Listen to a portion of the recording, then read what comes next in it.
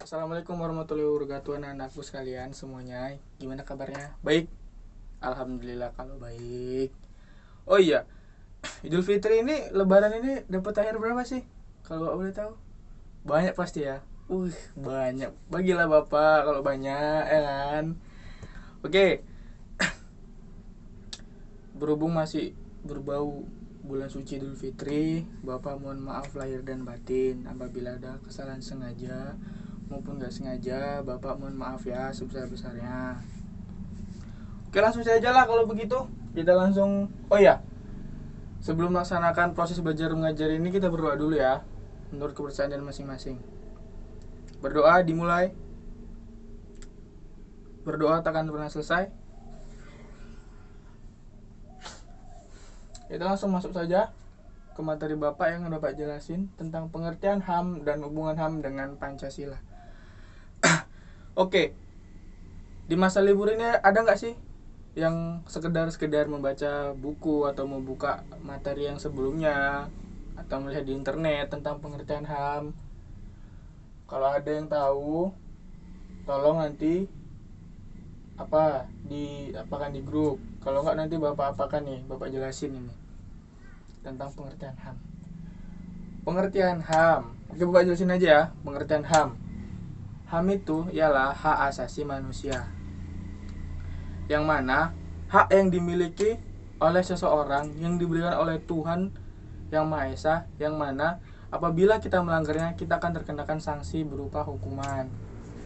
Oke, selanjutnya Bapak di sini singkat saja menjelasinnya ya. Oke, selanjutnya dalam HAM itu terdapat macam-macam HAM.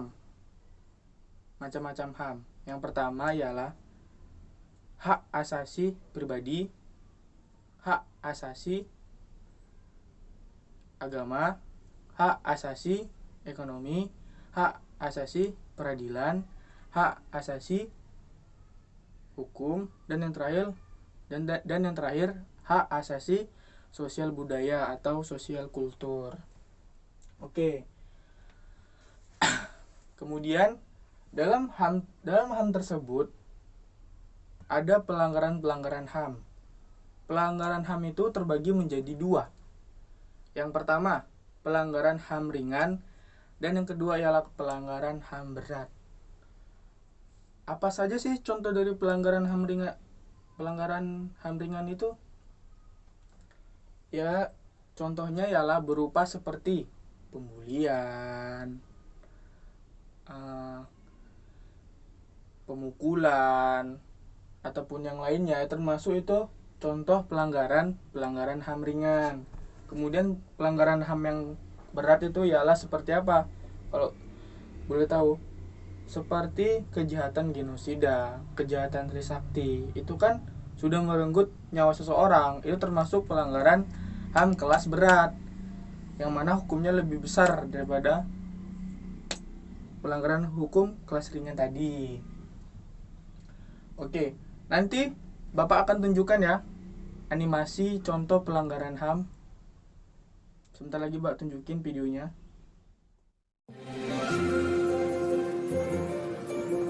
Hai bro, kemana semalam? Biasalah Gus, kerja kelompok.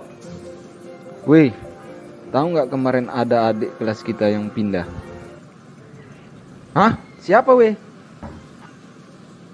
Aku nggak tahu persis sih kenapa dia pindah, tapi denger-denger dia dibully sama kakak kelas. Lah, si Ari yang pakai kacamata tebal yang pendiam banget kan? Iya dia, kenal kamu bro?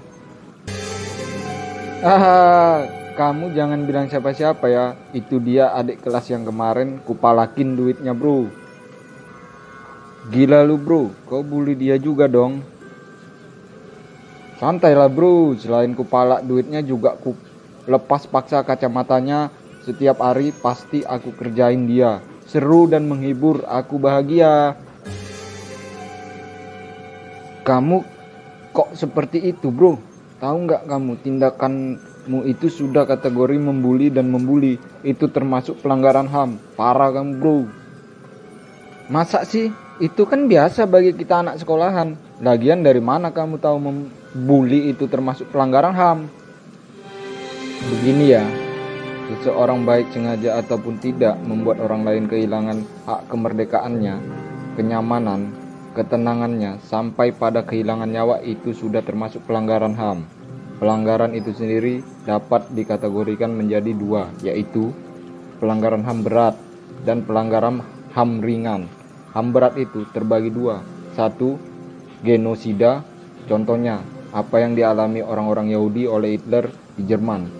Dua, kejahatan manusia, tindakan pemerintah Myanmar yang berkepanjang melakukan pembersihan suku Rohingya. Terus yang kulakukan tidak termasuk kan? Tunggu dulu. Itu tadi kan pelanggaran HAM berat. Bully masuk pada pelanggaran HAM ringan. Mengapa? Karena bully sudah termasuk pada tindakan penyiksaan fisik dan psikologis terhadap seseorang dan orang tersebut selalu terintimidasi oleh bulianmu. Hidupnya tidak nyaman dan di sekolah dia tidak pernah merasa aman dan nyaman belajar gara-gara bulianmu. Paham nggak bro? Benar juga ya, aduh selama ini aku kira dibully itu termasuk gaya dan tren anak remaja saja. Biar keren sekarang aku paham. Kalau begitu belum terlambat. Pergilah jumpai si Ari, minta maaf karena kamu pernah membulinya. Oke, setelah melihat video bapak tadi, ada yang tahu tadi termasuk contoh pelanggaran HAM apa? Ya, benar sekali. Contoh pelanggaran HAM ringan. Karena apa? Karena di video tersebut membahas tentang pembulian. Anak-anakku sekalian. Oh iya, kita kan lagi gembar-gembarnya Palestina dan Israel ini ya. Ada yang tahu nggak kasus tersebut termasuk pelanggaran apa? Ya, kasus tersebut termasuk pelanggaran HAM kelas berat. Mengapa? Karena dalam dalam kasus tersebut merenggut banyak nyawa seseorang yang mana kita memiliki hak untuk hidup. Tetapi hak kita itu dirampas. Itu termasuk pelanggaran hak asasi manusia kelas berat atau berat ya pelanggaran tersebut karena sudah menyangkut nyawa seseorang.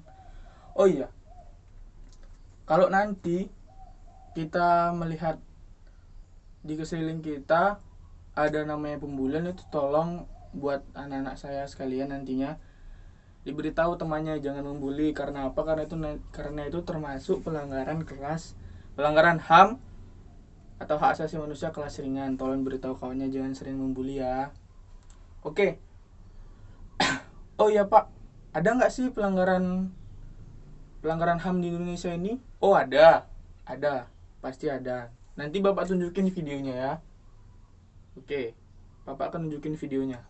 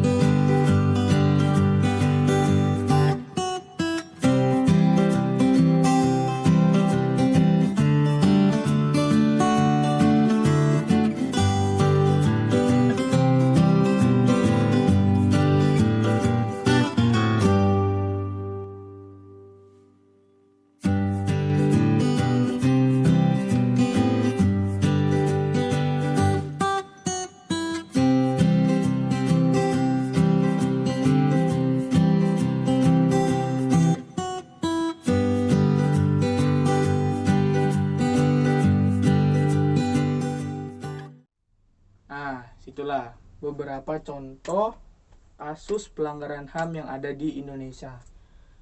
Sudah ya? Kemudian Bapak akan masuk ke materi berikutnya, hubungan HAM dengan Pancasila. Oh ya Pak, apa sih hubungan HAM dengan Pancasila itu? Oke, Bapak jelasin. Pancasila itu ada 5. Yang pertama, ketuhanan yang Maha Esa. Kedua, kemanusiaan yang adil dan beradab. Ketiga, persatuan Indonesia. 4, kerakyatan dipimpin oleh hikmat kebijaksanaan dalam permusyawaratan perwakilan. Kelima, keadilan sosial bagi seluruh rakyat Indonesia. Apa sih hubungannya? Kita masuk ke sila yang pertama, hubungan HAM dengan Pancasila. Hubungannya ialah setiap warga negara memiliki kebebasan, hak untuk beragama, hak untuk memeluk agama, hak untuk beribadah, dan saling menghormati agama lain. Kemudian sila yang kedua, hubungannya ialah setiap warga negara memiliki kedudukan sama atas dasar hukum yang sama. Kemudian yang ketiga, apa sih hubungannya yang ketiga?